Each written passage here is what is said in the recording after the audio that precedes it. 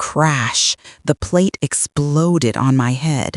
Shards of porcelain flew everywhere, and warm blood slid down my neck.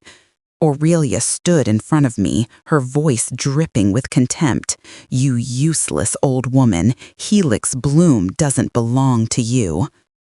But just a few seconds later, when I pulled from my pocket the photo of her standing beside 3 corpses in the ARC-17 lab, Aurelia froze. She stepped back half a pace, her face turning pale. I stared straight into the eyes of the woman who had just smashed a plate over my head and said, "You think I don't know who you really are, Dr. Aurelia Hale? Now tell me, if you were face to face with someone who once killed people in a laboratory standing right inside your home, would you stay silent or stand up? Would you fear her or tear off her mask?" Comment continue plus follow now so you don't miss the next twist. I am Marisol Venn, 62 years old, a dark-skinned woman who has lived my entire life in the outskirts of Oregon, where the cold wind always carries the scent of pine and winter days stretch so long they feel endless. My life used to be quiet, revolving only around my small kitchen, the backyard garden, and the 2 men I loved most, Orion and Castor. Orion was my husband, my companion for 37 years, and Castor is my only son, the one I placed all my trust and hopes in. I never imagined that someone like me would be pulled into something dangerous because I have no power, no wealth, and no connection to anything beyond my family. But I keep in my hands something the world might kill for, a small, silver-gray metal box engraved with a spiral symbol, the thing Orion called Helix Bloom. I still remember clearly the day Orion lay in his hospital bed, his skin pale, his breath as thin as thread. The room was so quiet that I could hear the faint rhythm of his heart monitor tapping out its weak beats. He took my hand, the hand that once held such strength, now clinging with the last bit of life he had left. His eyes were no longer bright, yet they carried an alertness that felt like a warning carved straight into me. He spoke, his voice rough, slow, but every word dropped into my chest like a weight that made it hard to breathe. Helix Bloom can save or kill. You must be the one to keep it. Only you. I asked him why me, a woman who knew nothing about science, should bear such a burden. He only shook his head, as if the danger of Helix went far beyond anything I could grasp in that moment.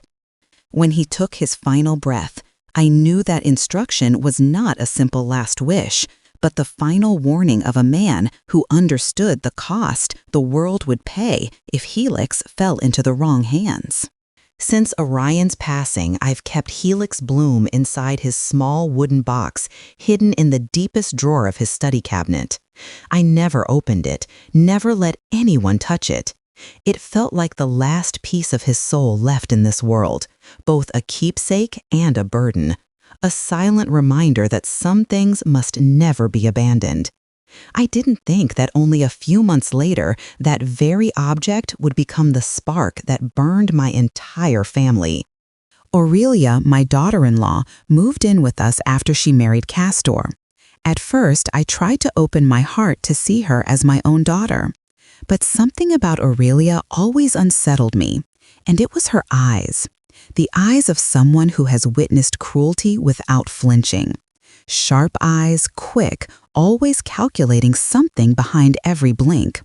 I have seen such eyes before, but never on someone so young. That afternoon, I was dusting Orion's desk when Aurelia walked in. The moment the door opened, I felt the air in the room change. She scanned the shelves, her gaze gliding across every object until it landed on the wooden box where Helix Bloom rested. It took only 1 second, but I saw a strange gleam in her eyes, a kind of hunger I will never forget. It wasn't curiosity, it was possession. She stepped closer, her voice steady, as if trying to hide the excitement beneath. "May I see what's inside?" I stepped back, covering the box with my hand. "No one opens Helix." Aurelia looked at me, her faint smile curving like a blade. "You're holding something that doesn't belong to you, Marisol. You don't even know which side you're standing on."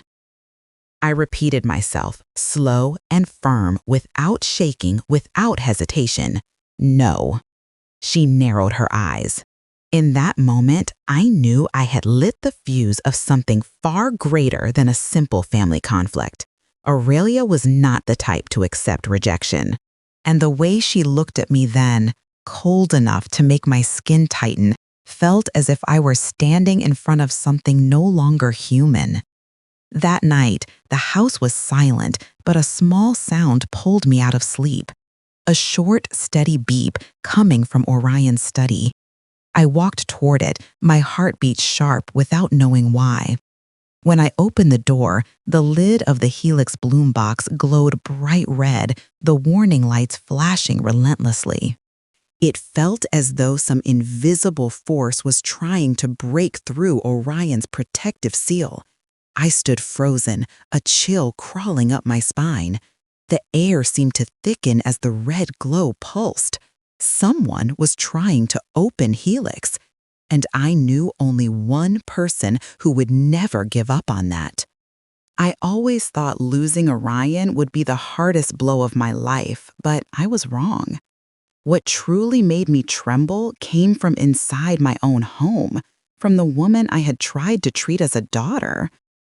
Aurelia didn't need to raise her voice or cause noise. She only had to shift the way she looked, the way she breathed, and a room would turn suffocating. I hadn't noticed that at first, but the more I interacted with her, the more I saw each layer of her peeling away, like a snake shedding its skin. The first morning I felt something was off was when I was making coffee. The light outside the window was still dim, but Aurelia's footsteps sounded sharp as needles.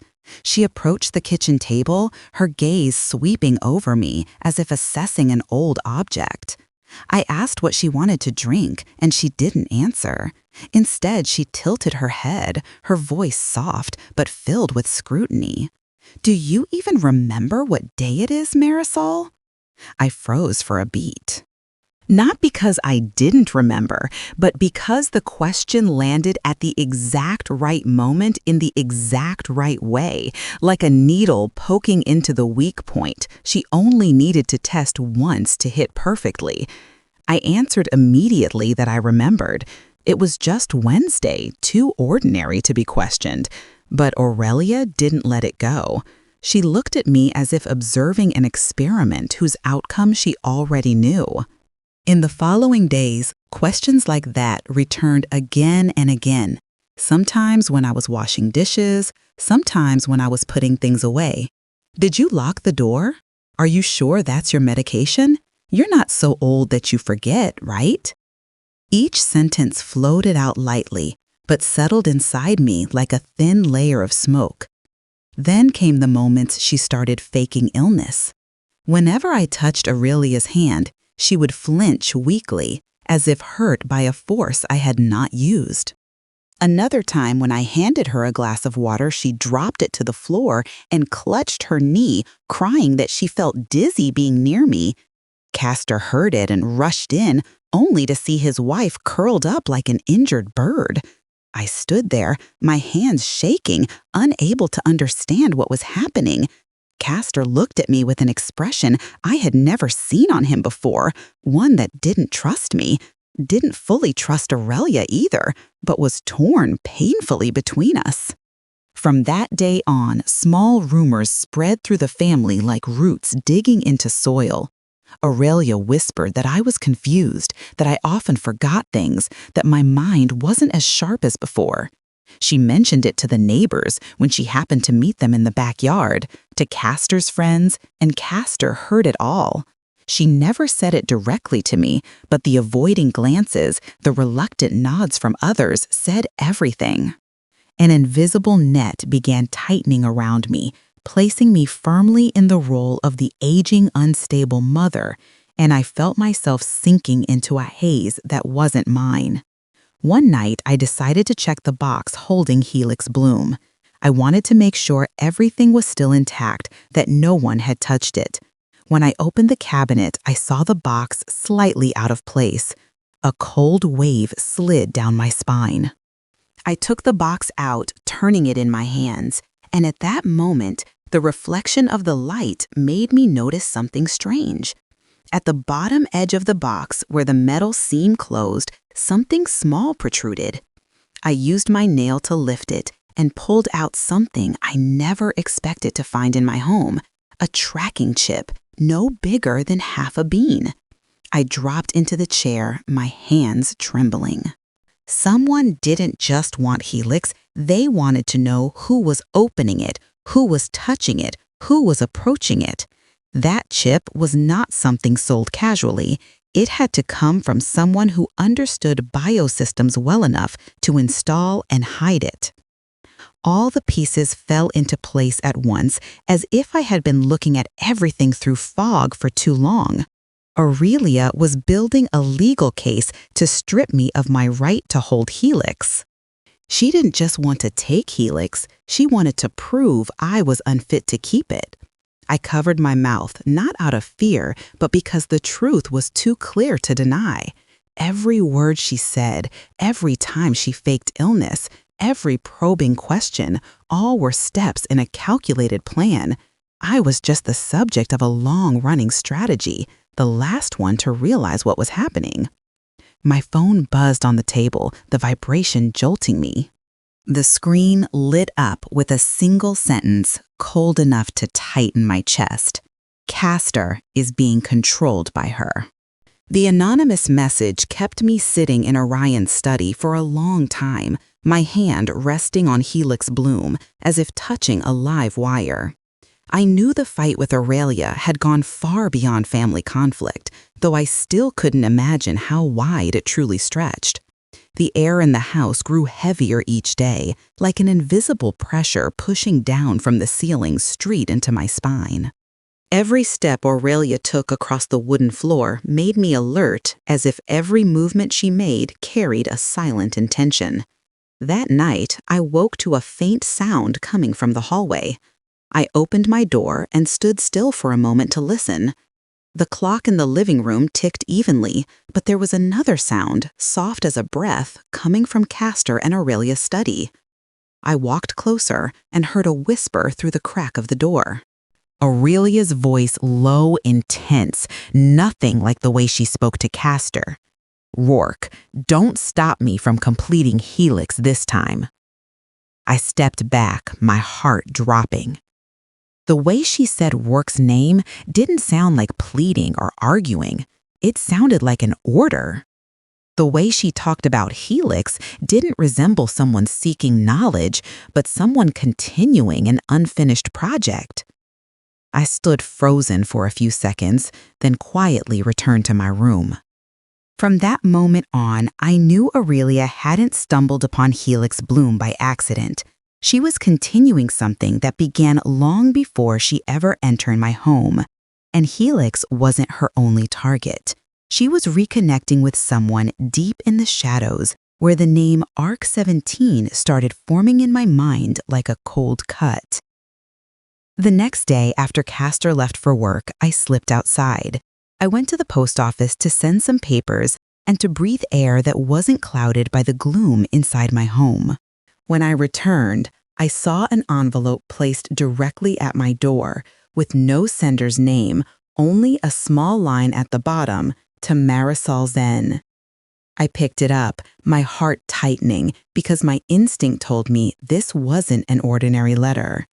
I went inside, shut the door, and tore it open, each movement slow with anxiety. Inside was a stack of papers, and the first 3 photos made my blood run cold. In the photos, Aurelia stood in a metallic laboratory room beside 3 bodies lying on steel tables, their skin torn, their veins darkened like burned wires. Aurelia showed no hesitation, Her gaze directed into the camera with a terrifying clarity. There was no fear or shame in her face, only the look of someone documenting the results of an experiment. My hands shook as I turned to the next one. It was a chart of neural activity, and scribbled across it in red ink were the words, "Breakthroughs aren't for the faint-hearted." I opened a thin file tucked inside the envelope. It was a dossier stamped faintly by some research facility listing 7 deaths directly tied to experiments under Aurelia's assigned code. Below each name was a brief note cold as metal. Respiratory failure due to tissue mutation. Genetic reaction exceeded threshold. Recovery impossible. Every line felt like a small knife cutting through the nerves holding me steady. In the middle of the file was another sheet, yellowed like it had been shoved in hastily. On it, written in firm strokes, were the words, "Do not let her touch Helix." Those 4 words felt like a warning from someone who had seen far more than I had. I set the paper down, my chest filling with the sensation of standing at the edge of a cliff with no end in sight below. I already knew Aurelia was dangerous, but what lay before me showed she belonged to a far more brutal world, a world where people were treated like materials. I turned on the old recorder that came in the envelope. A faint static crackled, then Aurelia's voice emerged, flat and devoid of emotion. "Breakthroughs aren't for those afraid of blood." After that came the sound of metal scraping across a table, someone's labored breathing, then a heavy thud hitting the floor. I switched it off, fear spreading under my skin like cold water. The house was so quiet, I could hear my heartbeat striking the inside of my chest. I gathered the documents, wanting to hide them away, yet also wanting to look again to understand who I was truly facing. The last photo slipped from the stack and slid across the floor to my feet. When I bent down to pick it up, I froze for a few seconds. In the picture, Aurelia held a glowing syringe, injecting it directly into the arm of an elderly man strapped to a chair. Her eyes were focused and calm, as if performing something familiar. The sight made my breath catch. And in that moment, I understood that everything I knew about Aurelia was only the shallowest layer of a sinking iceberg. After seeing the entire ARC-17 file, I knew Aurelia would not stop at manipulation inside the house. Someone who once treated human beings as test material never waits for opportunities, she creates them. And that opportunity appeared when Castor began believing I was weakening, that the words Aurelia planted in his mind were starting to take root like a poisonous fungus. That morning, while I was hanging towels outside, Castor walked toward me with a thick envelope in hand. I saw in his eyes a look that was no longer the look of the child who clung to me through feverish nights, but of someone standing between 2 shores, afraid to step toward either. He said nothing, opened the envelope, and placed before me a stack of papers stamped in red by the court. On the first page was the title, "Petition for Guardianship and Removal of Biological Asset Custody." I hadn't even taken a breath when Aurelia's voice rose behind me, light as wind, yet cold enough to sting. "Marisol is not mentally stable enough to keep a biological asset." I turned and faced Aurelia. Her expression was disturbingly calm, as if she had rehearsed this moment in her mind hundreds of times. I wanted to ask what right she had to decide whether I was stable or not, but the question held no meaning anymore. Everything had been prepared long before this step by step. Castor stood between us like a fractured mirror, his reflection split into 2 halves, and I couldn't tell which half would be the one that remained. That afternoon, I received a call instructing me to come to the city office for a hearing. When I arrived, I saw a woman standing beside Aurelia, her silver hair pinned back, her face sharp as a blade. I recognized her from the photos in the ARC-17 file. Vesper Hale, Aurelia's mother, who according to the documents had withdrawn from ARC 17 just before the major investigation. She looked at me with eyes so cold that I felt as though she was examining me from the inside out. Helix belongs to the Hale bloodline. She is merely an obstacle. Vesper spoke smoothly, as if stripping Helix from my hands was simply a necessary step to return it to its rightful place. I could tolerate Aurelia's cruelty because she was young, ambitious, hungry for power. But standing before Vesper, I felt a different kind of danger. The coldness of someone who had long decided the fates of others without flinching. She didn't bother hiding her intentions. She didn't need to. For the two of them, law wasn't an obstacle. It was a tool. When the session ended, Castor ran after me in the parking lot. His face was pale, his voice trembling as if he was trying to hold on to something slipping through his fingers. "Mom, I didn't want this. But Helix could save us. Aurelia said it could fix my heart. You keeping it is pointless." The last words he spoke landed like a thin blade pushed into the deepest part of me. I had heard many painful things in my life, but none that made my chest tighten like this. My son believed Aurelia over me, and he believed in a promise she had no intention of keeping. I stepped back, looking at Castor as if looking at a stranger. Save what? You think someone like her will save anyone? Castor lowered his head, but his silence wasn't an admission.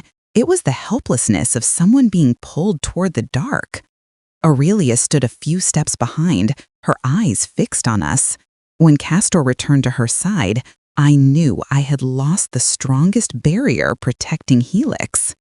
And that realization made the next battle painfully clear. That night, I went home with my thoughts spiraling. I placed the Helix box on the table, watching the metal surface reflect the lamplight, and thought of Orion. "Did you know this would happen?" I whispered. In the quiet of the room, the question dissolved into the darkness. Then my phone vibrated. A new message appeared, containing only one line, but it clenched my chest in an instant. "Tonight they will act." The message, "Tonight they will act," echoed in my mind like a series of pounding knocks. The house was drowned in a thick silence, the kind that precedes a storm about to tear everything apart. I stepped lightly through the hallway, feeling as if the shadows on the walls were watching me. The Helix bloom box sat on the living room table under the warm yellow lamp. The metal surface reflected the light into a long streak, like a cold cut waiting for someone to touch it. I knew Aurelia wouldn't wait until morning. Everything she had prepared wasn't meant to end with filing court papers, but to take what lay inside that box by any method she needed. When I heard the door to Castor's room open, my heart tightened. Each slow, steady step down the stairs sounded like a countdown. Aurelia appeared, her face glowing in the light, while a darkness in her eyes cut deeper than the shadows around her. "You are not allowed to open Helix," I said. My voice wasn't loud, but it fell heavy like a stone hitting the floor. It wasn't a warning anymore. It was the final line between me and disaster. Aurelia stopped in front of me. Her gaze didn't waver. "I didn't survive ARC 17 to lose to you." That sentence didn't sound like a threat. It sounded like a declaration, as if the only thing that had kept her alive until now was the ambition to finish the work Orion left behind. Her lips lifted slightly, her eyes cold and bright like the surface of the Helix box. I stepped back half a pace, my hand behind me shielding the box like shielding a fragile soul. Aurelia moved toward me faster than I expected. She looked at the Helix box as if it were the final prize in a race where every other competitor had been eliminated. My heartbeat spiked, each breath thick and heavy. I knew I was standing in a moment where any choice could shatter the house entirely. Everything happened in seconds, too quickly for me to grasp. Aurelia reached for the table, grabbing a porcelain plate. The lamp cast a sharp glint along its rim like a freshly honed blade. I managed only, "Aurelia, don't," before she lunged. Crash! The plate exploded on my head. Porcelain shards sliced across my face, down my neck, burning hot.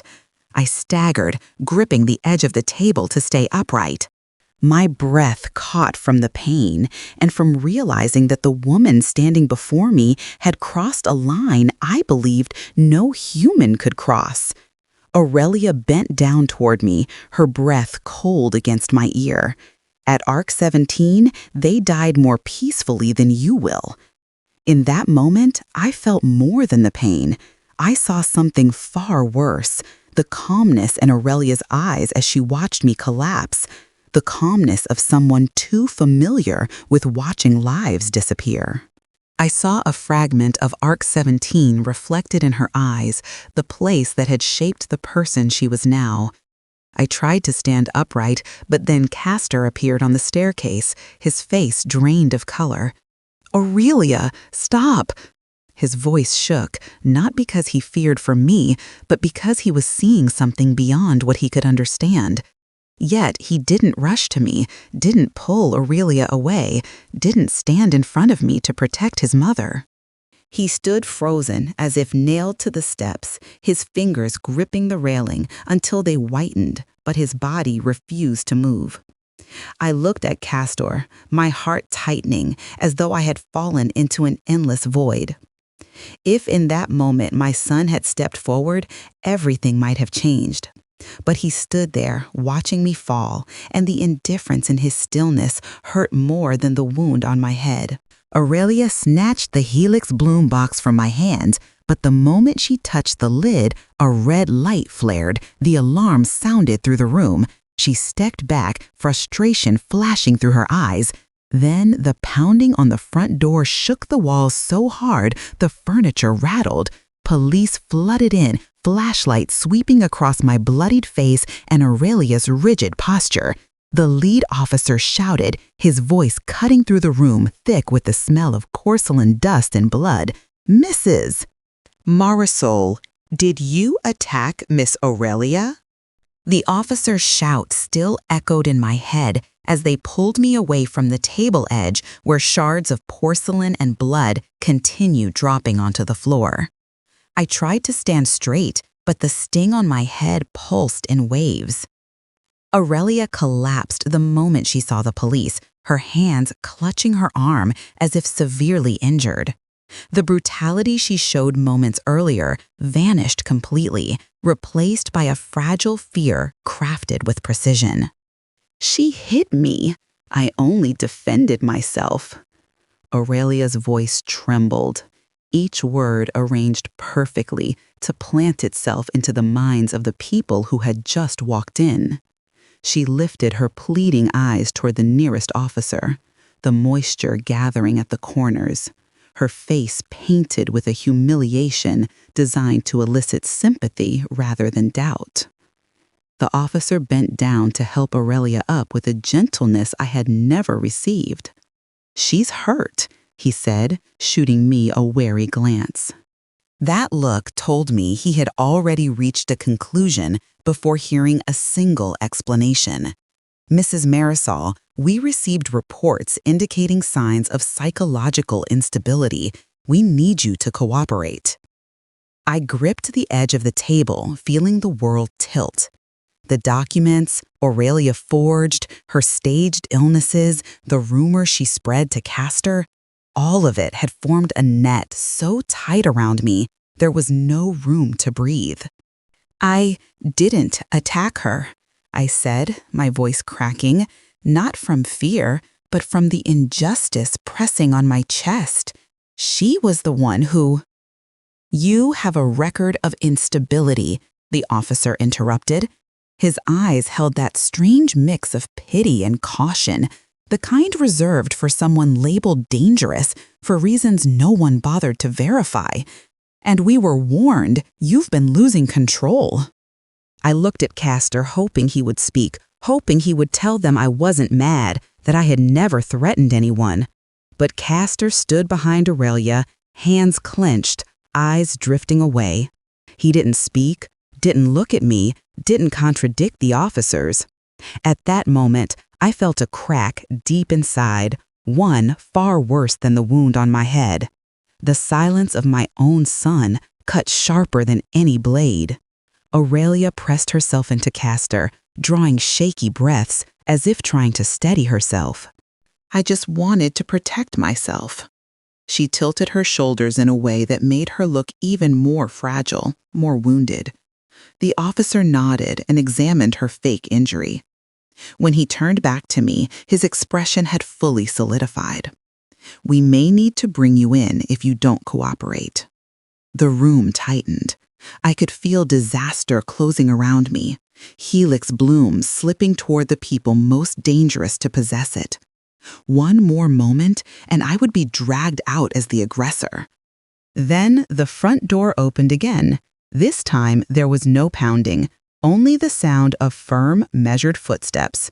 A tall man in a dark coat stepped inside, his black hair slightly disheveled, eyes sharp as a blade, his entire presence shifting the air in the room. The officer turned, hesitating. The man raised his badge. Lucien Rourke, Bio Special Investigations. His name dropped into the room like a weight. Castor looked up. Aurelia looked up. And for the first time that night, I felt someone pull me back from the edge of the cliff. Rourke walked forward, placing himself between me and the police. "Take your hands off her," he said, his voice low and commanding. "The person who needs to be investigated here is Aurelia Hale." A stunned silence fell. The officer blinked, thrown off balance. "Inspector Rourke, we received reports." "Those reports came from Aurelia Hale herself," Rourke said. "And I have enough documentation to prove she is connected to multiple deaths within ARC 17. Mrs. Marisol is the victim, not the assailant." Aurelia shot upright as if struck in the chest.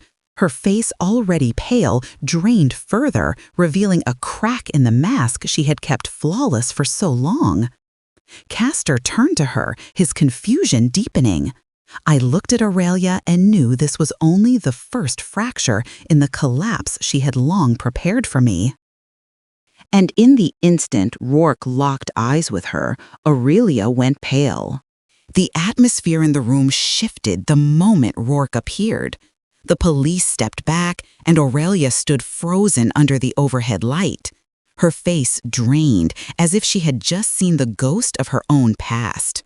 All the trembling vulnerability she had staged earlier vanished, replaced by real fear, a fear so deep her shoulders shook slightly. I had never seen Aurelia this way, and perhaps no one ever had. "Rourke, don't!" Aurelia backed away, her voice cracking like shattered glass. His name struck her exactly where she was weakest. Rourke didn't reply, didn't look at her. He walked to the center of the living room, opened the leather case he brought, and set it on the table. The lamp reflected off the metal clasp in a cold streak that made me shiver, sensing what he was about to reveal would change everything. Rourke pulled out a small device, pressed a button. A video projected into the room. I heard Castor draw in a sharp breath behind me, and Aurelia jerked back as if pushed by an invisible force. The screen showed a silver, laboratory, white lights pouring down on people strapped to metal tables. A doctor leaned, half his face covered by a mask. But I knew it was Aurelia. In the video, the restrained man writhed, breathing raggedly. Aurelia injected a glowing blue substance into his neck. Seconds later, his body convulsed violently, then fell still. The medical monitor emitted a long, flat tone. My heart tightened, not from shock, but because I knew I was seeing the truth Orion once tried to spare me from. Rourke switched to the next image. Experimental reports, patient names, causes of death.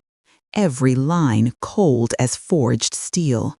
Acute tissue mutation, genetic collapse in under 45 seconds, irreversible. I saw Aurelia's signature at the bottom of each report, written in strokes sharp, strong, confident to the point of terror.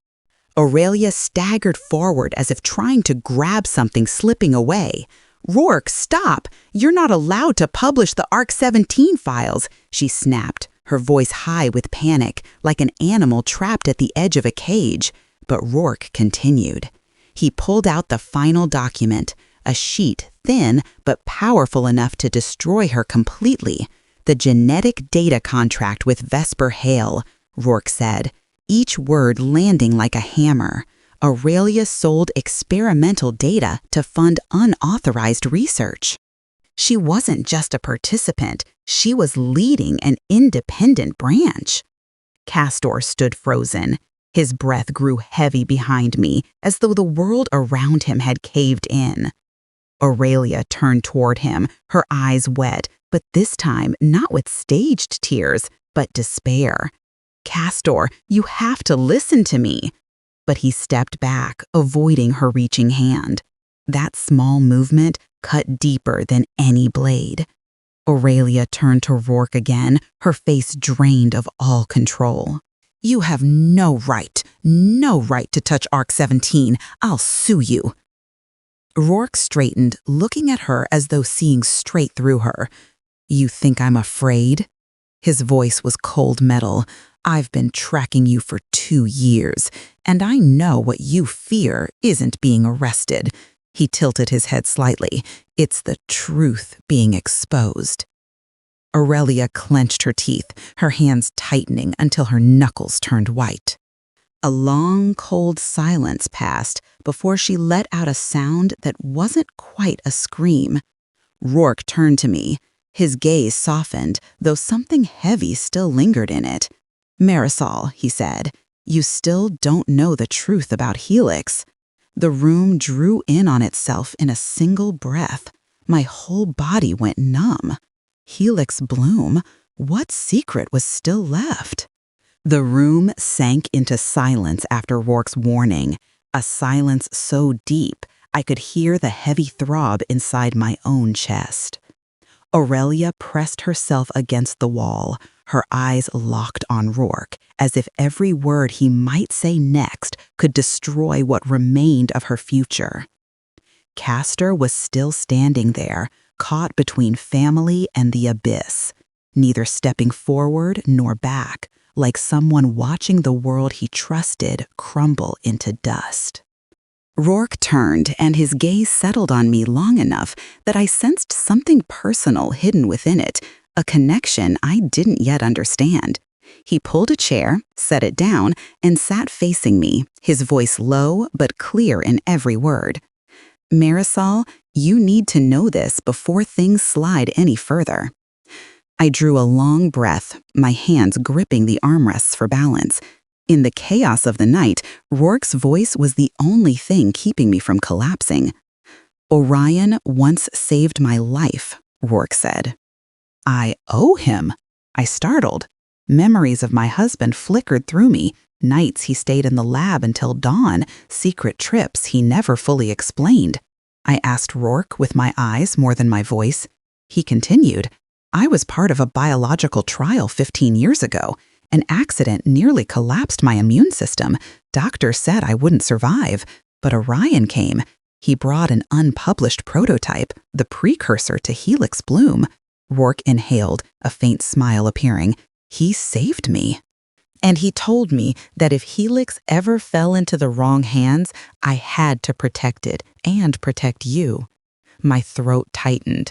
Orion had never told me that, but it sounded like him, sounded like the quiet battles he fought in the dark to preserve a little light for this world. I leaned forward, as if reaching for Rourke's memory of Orion to understand more of the man I thought I fully knew. Rourke placed a new file on the table, the first page showing a middle-aged man. "A patient Aurelia once injected with Helix. You should see this." I looked at the second photo. The man was smiling with his young son, but the third photo collapsed my breath.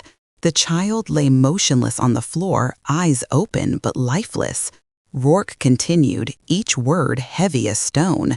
After the Helix trial, the man fell into acute genetic frenzy. He lost control, his neural structure broke down, and he killed his own child. I pressed a hand to my chest. The room spun around me. Castor looked from Rourke to Aurelia, unable to shape a single word. Aurelia trembled violently, but not from guilt. Her terror came from the fact that her secret was finally exposed. Rourke stood and stepped toward her. That's why ARC 17 was shut down, not because of ethics or funding, because of human tragedies. He locked eyes with Aurelia, and you were one of the direct contributors. Aurelia broke into tears, but no one felt moved by them anymore. Rourke continued, "But there's something else you need to know, Marisol." He turned to me, lowering his voice. "Aurelia didn't only inject others." My heart skipped. Rourke nodded. She injected Helix into herself. Silence swallowed the room. Castor stammered, "Aurelia? What did you do?" Aurelia slid down the wall, arms gripping her shoulders as if trying to contain something shifting beneath her skin. Her eyes reddened, not from crying, but in a way I had never seen in any human. Her lips trembled violently, unable to form words. Rourke spoke each word slicing the air. "Helix is incompatible with her body. It's destroying her nervous system." I froze. A cold line crept down my spine, and I understood this was only the beginning of her downfall. The room, after the truth about Helix was exposed, felt as if it had sunk into a different layer of air, so heavy that every breath carried the taste of metal. Aurelia curled against the wall, her breathing uneven, eyes burning red, fingers digging into her shoulders as if trying to contain something shaking violently beneath her skin. Castor stood a few steps away, looking like a lost child in the ruins of his own home. Rourke kept his gaze fixed on Aurelia as though waiting for the moment she would lose even the ability to pretend. I stood among these four walls, feeling months of pain, betrayal, and fear knotting into one tight weight behind my ribs, and I knew tonight was the pivot where every fate would change. When police sirens wailed outside the gate and blue-red lights flashed against the windows, Aurelia sprang upright. She lunged toward the table, reaching for Helix Bloom, but Rourke was quicker. He caught her wrist, gripping so hard, Aurelia let out a sharp gasp. Officers burst into the house. One looked around, noticing my bleeding wound, Castor's wide eyes, and Aurelia trembling violently. "Aurelia Hale," he said, "you are under arrest on charges related to illegal experimentation, biological endangerment, and multiple other offenses." Aurelia snapped. "No, you don't understand anything." She writhed, her face twisting from genetic frenzy and panic. "Helix is mine." "Orion stole it from ARC 17. Rourke stole it from me. She hid it for years. It belongs to me." The word "mine" repeated so many times, it sounded like she was trying to convince herself. An officer locked a cuff around her wrist, and I saw her hand twitching, shaking with the tremors of unstable neural signals beneath her skin. Her body was reacting exactly like the ARC 17 reports Rourke had shown us. Helix was destroying her from the inside. And I realized this was the first price paid. As they dragged Aurelia out, she looked back at me with eyes hollowed by despair. "Marisol, you'll regret this. You don't know what Helix really is." Her scream was swallowed by the closing car door, the tightening cuffs, and a world turning its back on her. The violence that once terrified me now sounded like a hollow echo. Castor watched everything, hands gripping his head, eyes glossy with panic. I had never seen my son like this. He moved toward me, hesitated, then stopped halfway, as if unsure he still deserved to get closer. "Mom, I was wrong," Castor said, his voice cracking thin, as if it might fade before finishing the sentence. "I trusted the wrong person. I let Aurelia do everything. I let you get hurt. His voice broke off. I looked at him, my heart torn but hollow. Some wounds eventually heal, but the wound carved by your own child's silence takes longer. I stepped half a pace toward him, not yet touching him. "Castor," I said slowly, "one day you'll have to forgive yourself, but tonight isn't that day." Rourke watched in silence, then turned toward the doorway when officers brought in a silver-haired woman. She walked into the room with the poise of someone accustomed to standing above others, Vesper Hale. Her eyes swept over me, then rested on Rourke as if studying an opponent she hadn't expected to face tonight. "You are making a mistake," Vesper said, her tone as composed as if she were at a gala. "Helix belongs to the Hale bloodline. We developed it. Orion stole it. She pointed at me, has no right to touch it." Rourke stepped up, positioning himself between Vesper and me. "You know ARC-17 wasn't a scientific project, but a chain of human atrocities. You signed the funding authorizations, and you received the genetic data from Aurelia." He drew a file from his coat and dropped it onto the table. "Vesper Hale, you are under arrest." For a moment, something unexpected happened. Vesper didn't panic, didn't shout, didn't plead. She simply stood still, her expression stone-like. But her eyes flashed with a sharp, venomous glint aimed not at Rourke or the police, but at me. "The game isn't over, Marisol," she said. "Helix has layers you're not strong enough to see."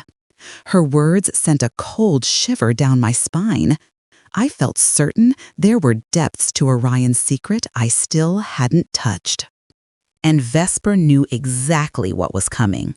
As officers escorted her out, her face remained unchanged. Not defeated, but prepared, as if she'd foreseen this moment long ago. The car carrying her left the driveway, its flashing lights tracing cold streaks across the damp asphalt. The house fell silent again. The kind of silence after an earthquake when people listen to see whether the ground will collapse once more. I looked at Rourke. He looked at me.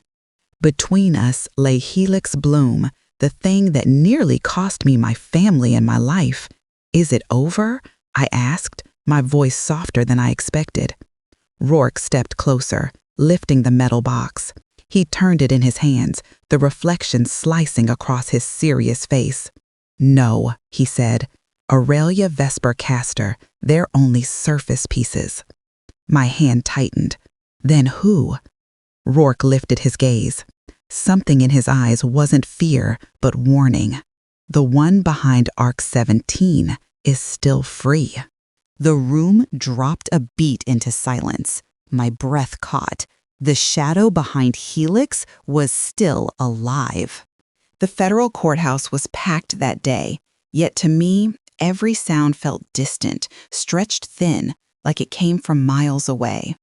I sat in the second row, hands resting on my lap, feeling each heartbeat fall heavy, like a drum clearing the path for an ending I had waited far too long to reach. Rourke stood a few steps from me, his eyes fixed on the courtroom door, where the two women who had dragged my life into a nightmare were about to receive their sentences. Castor was beside me, his hands interlocked, trembling slightly. No one spoke. No one needed to. Everything that needed saying had already been stripped bare in the merciless hearings before this day. When the judge entered the room, sank into quiet. His presence alone silenced every murmur. Then, through the rear doors, Aurelia and Vesper were escorted in. Two women who once walked on the fears of others, who treated human lives like numbers on a lab sheet, now stood in handcuffs, hair disheveled, eyes defeated. Aurelia walked unsteadily, her chin twitching from unstable nerves. Vesper still held her icy composure, but the slight twitch at the corner of her mouth revealed something new. This was the first time she wasn't in control. The court finds the judge said Aurelia Hale, sentenced to 38 years in federal prison for unlawful human experimentation, falsification of data, intentional biological harm, and participation in ARC-17 violations. A small, strangled sound slipped from Aurelia's throat. She wanted to scream, to argue, to claw her way out of it, but what came out instead was the shattered breath of someone completely crushed. I looked at her and felt neither fury nor triumph. The bitterness I'd carried for so long dissolved at the sight of Aurelia being led away, perhaps because for the first time she no longer looked like a monster, just an empty husk. The judge turned to Vesper. Vesper Hale, sentenced to 16 years for financing illegal experiments, concealing deaths, and manipulating data related to Helix. Vesper stood firm, even as she heard her sentence, but her eyes flickered with disappointment, not at being punished, but at her plans collapsing mid-game. She looked at me for several long, suffocating seconds. That stare seemed to remind me that some darkness had not yet been revealed, that this trial wasn't the end. As they were escorted out, the echo of their footsteps carved sharp lines across the courtroom floor. I stood, no tears, no trembling, no vindictive satisfaction. Only a steady peace washed through me, a peace I had waited half a lifetime for. Orion, you see this, don't you? I kept your promise. Beside me, Castor broke down. Not loudly, not dramatically, just small, muffled sobs from someone who had lost himself for too long. Mom, I was wrong, he said, his voice cracking from deep inside his chest. I trusted the wrong person. I let Aurelia do everything. I let you get hurt. I left you alone. He couldn't finish. I looked at my son, feeling pain and emptiness twist inside me. Some wounds heal, but the ones carved by your own child's silence take time to close. I placed a hand on Castor's shoulder, not a hug, not rejection, just a touch to show I heard him, while still leaving space he must cross on his own. Castor, I said, stand up on your own. That's the only thing I want. Castor bowed his head, tears dripping onto his hands. I turned away because if I watched him longer, my heart would soften in ways I wasn't ready for. Rourke approached and handed me the silver metal box. Helix bloom glimmered under the courtroom lights, beautiful and dangerous. By court order, Rourke said, Helix bloom is returned to you, the legal inheritor according to Orion's will. When my fingers touched its cold surface, a tremor ran through my spine. Not because of Helix's power, but because of Orion, his voice, his final promise. Helix can save or kill. Only you must keep it. How do you know I'm strong enough to keep it? I asked, eyes on the box. Because Orion trusted you, Rourke said, and so do I. The courthouse doors opened. Sunlight poured in, washing over my face, and for the first time in years, I stepped out feeling unbound. Each step felt like stepping out of a long shadow. The midday breeze carried dust car fumes and the scent of ordinary life. For the first time after everything, I felt free. My phone vibrated in my pocket. I stopped on the courthouse steps, looked at Rourke. He looked at me. We both sensed something had pierced the fragile peace. A new anonymous message blinked on the screen. Aurelia was only a pawn. ARC-17 has not stopped. I tightened my grip on Helix. The darkness wasn't gone, and I understood the real war was only beginning. I stood on the courthouse steps for a long time, the phone still glowing in my hand. The message, ARC 17, has not stopped seeming to sink into my skin. The wind lifted the hem of my coat, carrying the warmth of midday, but it couldn't chase away the cold crawling down my spine. Rourke stepped beside me, saying nothing, yet his silence felt like an invisible shield, keeping me from collapsing under the weight of the moment. I looked at Helix Bloom, its silver gleam reflecting onto my fingers. In that instant, I understood Orion's purpose had never been simply to keep Helix out of the wrong hands. He wanted me to be the last person clear-minded enough to know when to use it and when to destroy it. Perhaps for years I had feared Helix, feared its power, feared the darkness behind it. But today, for the first time, I no longer saw Helix as a curse. I saw it as the final gift Orion left me, a responsibility no one else had the courage to bear. Castor was standing behind me.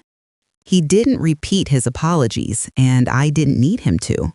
Between a mother and her child, there are fractures only time can mend. But when I turned, Castor lifted his head. His eyes were no longer the eyes of someone manipulated by fear. They were the eyes of a man trying to reclaim his place. "I'll stay with you, Castor," said, his voice soft but steady. This time, I nodded. Rourke placed a hand on Castor's shoulder, then looked at me. "From now on, you're not fighting alone." His words fell like a vow. We descended the steps, walking through crowds, casting curious glances at the three people emerging from the most controversial trial of the year. I walked slowly, wanting to feel the ground beneath my feet, wanting to absorb each fragment of truth I had just survived. The sky above was unusually clear and bright, as if the world had been washed clean after a storm, ready to begin a new cycle. I knew the darkness wasn't gone. I knew ARC 17 still lurked somewhere behind doors not yet opened. But for the first time in years, when I looked ahead, I saw more than fear. I saw hope.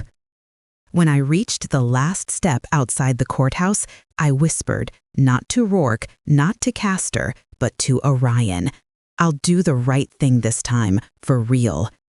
The wind blew harder, brushing my shoulder like a quiet applause from someone long gone. And I walked on, carrying Helix, carrying responsibility, carrying the light Orion left behind. Not to run from the darkness, but to face it, and if needed, to end it once and for all.